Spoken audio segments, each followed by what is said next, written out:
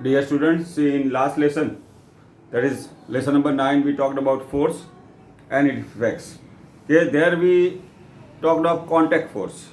Okay, there we talked contact force. There is a push or a pull is a contact force, or friction force also is a contact force. See, the more regarding the friction force you will study in the higher standard. But here we have to talk of our one natural force also is a non-contact force. See, that force is a gravitational force. Now, see, the gravitational force is a natural force. Also, it is a non-contact force. Now, see, the gravitational force of the earth we are familiar with. See, a free falling object comes down because of the gravitational force, okay, of the earth. See, the gravitational force can act between any two objects which can have a mass. Let us say, see, another mass is m1, another is mass m2. Okay, let us say m1 I call as m, m2 I call as a small m. Let us say the distance is d. See, the gravitational force was first, okay, was given by scientist Newton. That is Newton's gravitational force. Okay. Now here, see, here we have to study gravitational force in detail and its effect also. Now, as I told, see, the gravitational force is a non-contact force and is a natural force. See, on what factor do the gravitational force depend? See, the gravitational force between two objects, let us say mass is one mass is capital M and second I am denoted as M. See, they denoted by distance d. So the force is proportional to product of the masses. Now here it is M and small m. Also it is inversely proportional to square of the distance between them, where the d is the distance. So if I write in a compound variation, okay, then I put some constant. G is a constant. Okay. Now G is called the universal constant of gravitation. Now value of G was first shown by scientist Cavendish. See, value is this.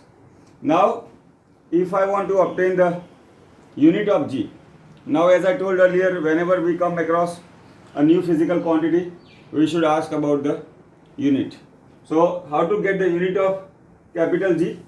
See, by in this equation, if I make G as a subject, then G will be F into d square, M and small m.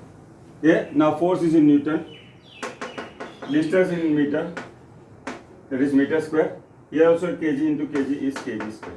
So the unit will be Newton meter square upon kg square. Okay, now value of G is constant throughout the universe.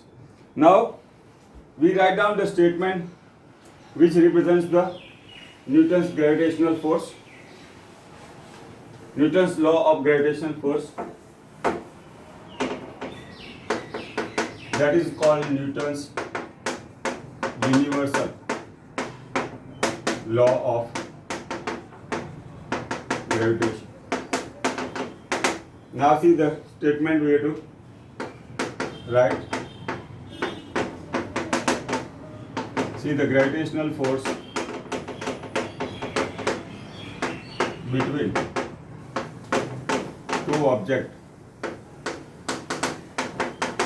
is proportional to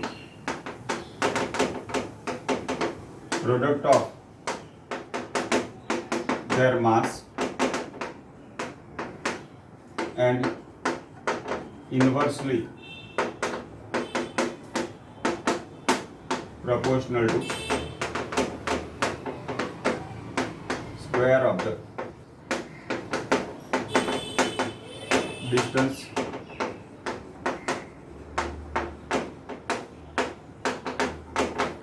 Okay, now see the force is a vector quantity.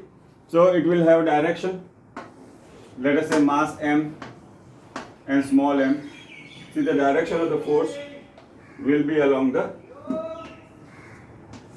line joining the two. Okay. So here the distance is d again. Force is proportional to product of the mass. Okay, and inversely proportional to square of the distance. So we can write F, where is as m upon d square. F is equal to g m upon d square. Okay. So what is nature of the gravitational force? See, the gravitational force is always attractive in nature.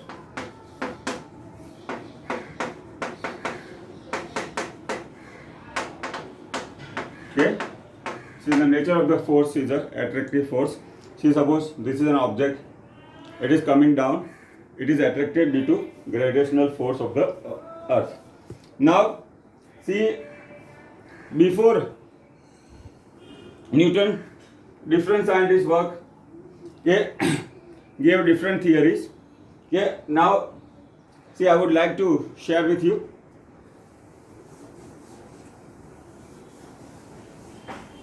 See, first was Italian scientist Ptolemy.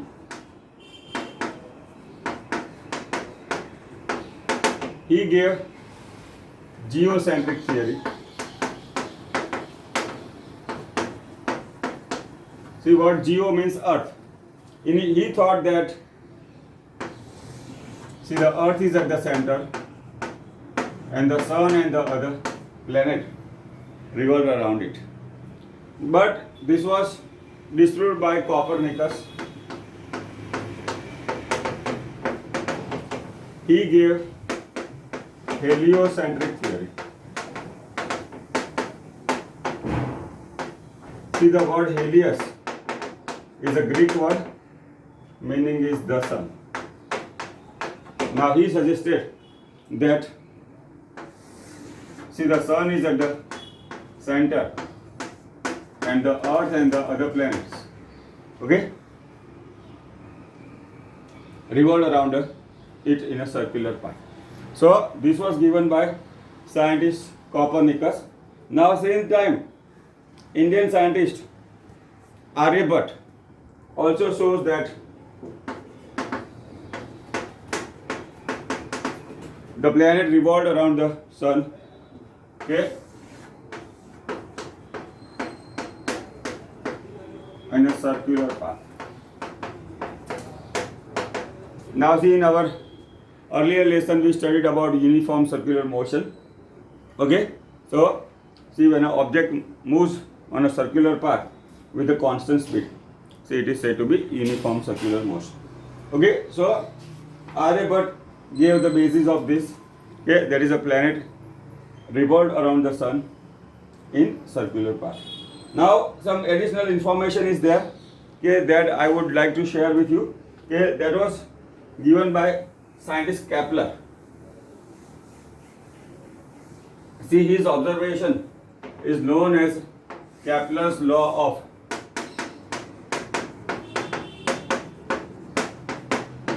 planetary motion.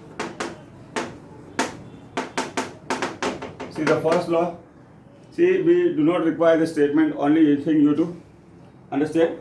See, the planet revolved around the sun in elliptical path. See, the first law. Now ellipse is again a geometric shape. See, just like our circle, ellipse is a geometric shape. See, circle has a center, ellipse has a focus. See, F1 and F2 are focus. See, the plural focus is a singular and foci is plural. So here F1 and F2 are focus of the ellipse. Now see, sun is either here or here and the planet revolve around the sun in elliptical path.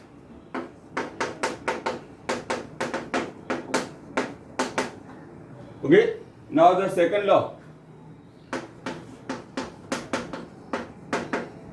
is called laws of area.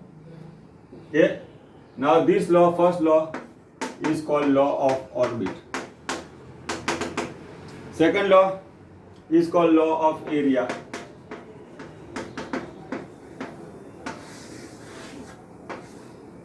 See, as I told, see the planet revolved around the sun in elliptical orbit. Now second law says that, see, the area traversed in unit time. Let us say a planet moves from A to B in unit time. Same way, it moves from C to D.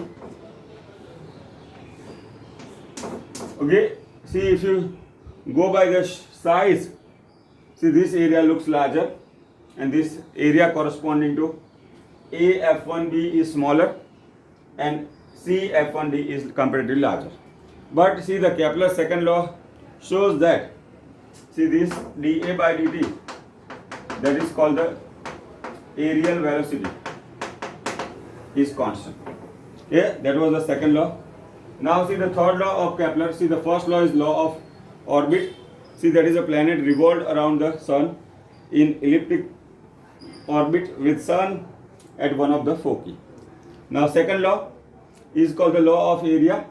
See, that is the aerial velocity of a planet revolving around the sun on elliptical path is constant.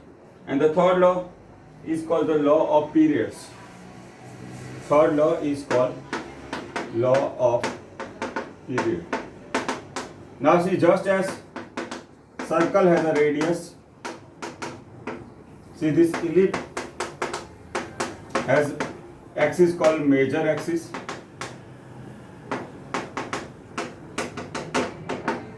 and minor axis. Now see, this is the ellipse F1 and F2. Now this length is called major axis. Okay, and this length is called minor axis. Okay, now see, this major axis is total length is given by 2a. It is denoted by 2a, and half of the major axis is called semi-major axis.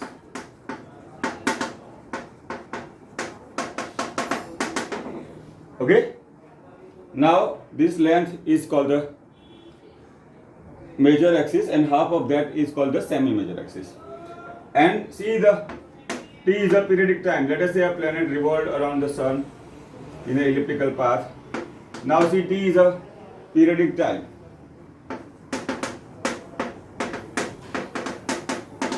Okay, so Kepler showed that, see, the square of the periodic time, okay, is proportional to cube of semi-major axis.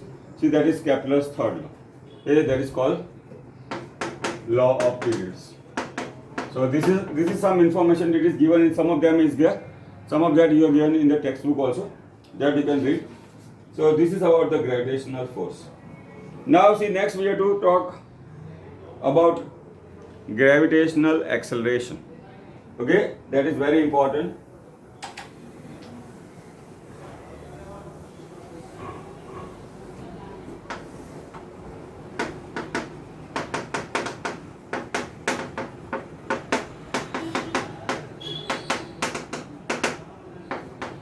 See, that is denoted as g. Now see, in the third lesson we studied about motion with the constant acceleration, that we denoted as a. Now see, here we have to talk of gravitational acceleration. Okay, so we can write, see, the acceleration produced in body due to gravitational force of the earth is called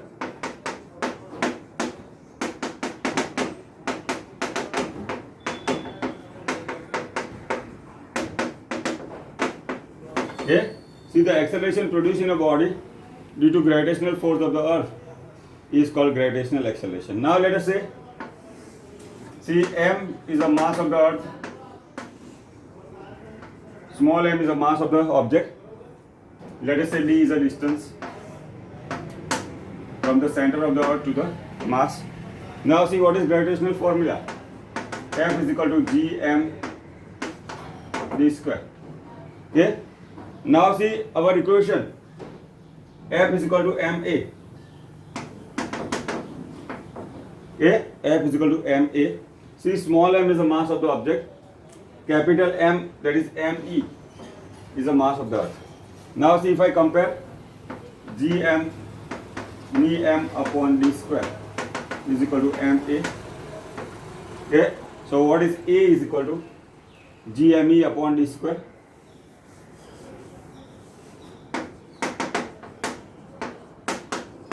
See, this A we denote as small g, that is a gravitational acceleration. So g is equal to gme upon d square. Okay, this is a formula, generalized formula. Now suppose the object is on the surface of the earth, somewhere here. Okay, then the distance on the surface of the earth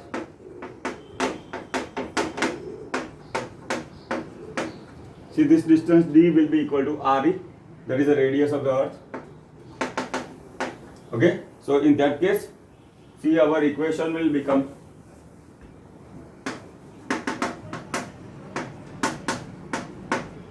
okay. Now see, capital G is known to you, me is also known to you. Okay, re is the radius of the earth is also known to you. We can calculate the value of the gravitational surface on the earth. Now G is 6.67.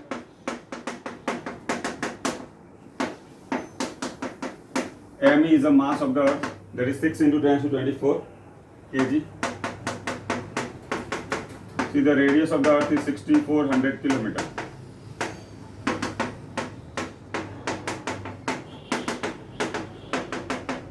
Okay, now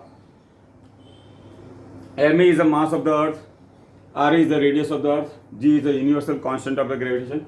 See, if I substitute this, value on the surface of the earth will get as 9.8 meter per second square. Okay, so that's why, see, the value of the gravitational acceleration on the surface of the earth is 9.8 meter per second square. See, for the most of the part of the earth, the value remains constant. So what we can see here, on the surface of the earth, value of the small g is independent of the mass of the body. Let us say mass is 1 kg, then also the gravitational acceleration will be 9.8 meter per second square. See, the mass is very heavy, let us say elephant, then also the value of g will remain same. See, there is slight variation in the g with the depth or height or the latitude. Okay, value of g varies, but that variation is generally very less. Okay, value of g varies with one height, depth, and third is latitude. But right now, this is not in your syllabus, but only thing, but how do it vary? But it is a small variation. So this is about the gravitational acceleration. See, the acceleration produced in the body by the gravitational force of the earth is called the gravitational acceleration. See, it is denoted by small g. See, on the surface of the earth, see, we have calculated value of g as a 9.8 meter per second square. Okay, see, most of the part of the earth, value of g remains same, almost constant. There is some slight variation, okay, with height, depth or latitude. Now, see, just now we have studied two things. One is a capital G, okay, and second is a small g. Okay, g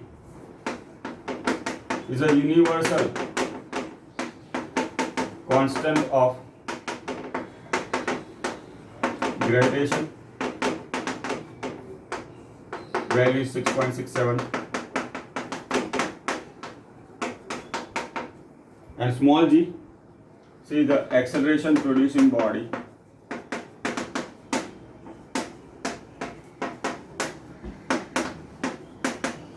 by gravitational force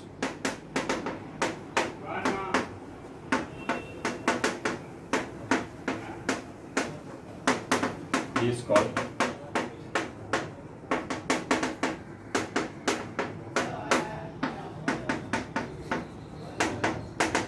Okay.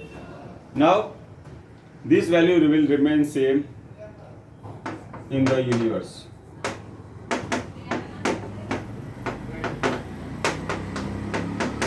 That's why we say do not vary. See, on the surface of the earth,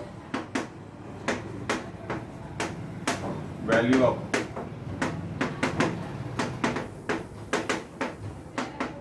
so what we see here in the same lesson, we are studying two concepts, two G. One is a capital G and one is a small g. See, way to be familiar with this can be useful to us in the numericals or MCQ. So this is about the gravitational force of the earth. Now see, in the earlier standard lesson, in earlier lesson, that is a motion in a straight line. Okay, we studied about motion, kinematic equation of motion with a constant acceleration. Here we have seen the value of g also, small g is also constant. See, that will lead to motion of a free falling object. See, our equation were like this: d is equal to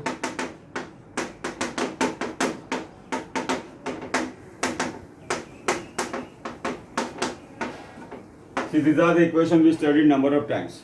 Okay, in the lesson number 8. Now, for free falling object. Okay, now see, for a free falling object, see, object is like this. See, it is coming down because of the gravitational force of the earth. So this acceleration will be equal to g. Okay, in this equation. And because it is a free falling object, see, initial velocity will be 0.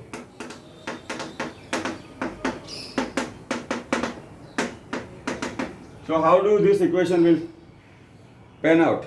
See, the first equation, v is equal to v0 plus at. v0 is 0, a is g. So first equation will become v is equal to g. Now second equation, d is equal to v0 t plus half at square, v0 is 0. If I put a is equal to g, then second equation will become d is equal to 1 by 2 g square. And the third equation, d is equal to v square minus v0 square upon 2g. Then v0 will be 0. Okay. Here I should write a, and then a will be equal to g. So d is equal to v square upon 2g. Okay. So this is how we can obtain kinematic equation for a free falling object. See, one more case that I would like to mention for a body thrown vertically upward direction. See, let us say it is like this. So here the body moves against the gravitation. Okay, see, that is a body thrown in vertically upward direction. See, that I would like to mention, so that can be useful to you also. So for a body thrown in vertically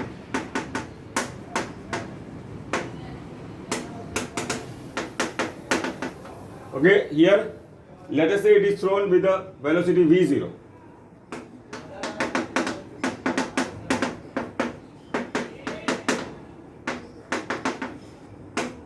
And because it is moving against the gravitation, we have to take a is equal to minus g. So the first equation will become like this: v is equal to v0, a की जगह minus g. So v is equal to v0 minus g. Now d is equal to v0 t. Here we have to put minus g. See, the third equation, d is equal to v square minus v0 square upon 2a. A is equal to minus g. We have to substitute v square minus v0 square. So this we can write as v0 square minus v square upon 2g. Okay. So these are the equation of for a motion for a body thrown in vertically upward direction. Now see, our new lesson is a gravitation. See, the gravitation force is a non-contact force. Okay, it is a natural force. See, the nature of the force, it is always attractive. we saw Newton's universal law of gravitation, that is a force between two objects. Gravitational force between two objects is directly proportional to product of their mass and inversely proportional to square of the distance between them. So we saw the equation for the gravitational force between two objects, that is a F is equal to G mm upon d square. See the generalized formula, we can write r square. Okay, then we talked about capital G, that is a universal constant of gravitation, and small g, that is the acceleration produced in a body due to gravitational force. See, we saw kinematic equation for a free falling object and for a body thrown in vertically upward direction. Okay, see, this is about the gravitational force. See, rest will take next time. Thank you.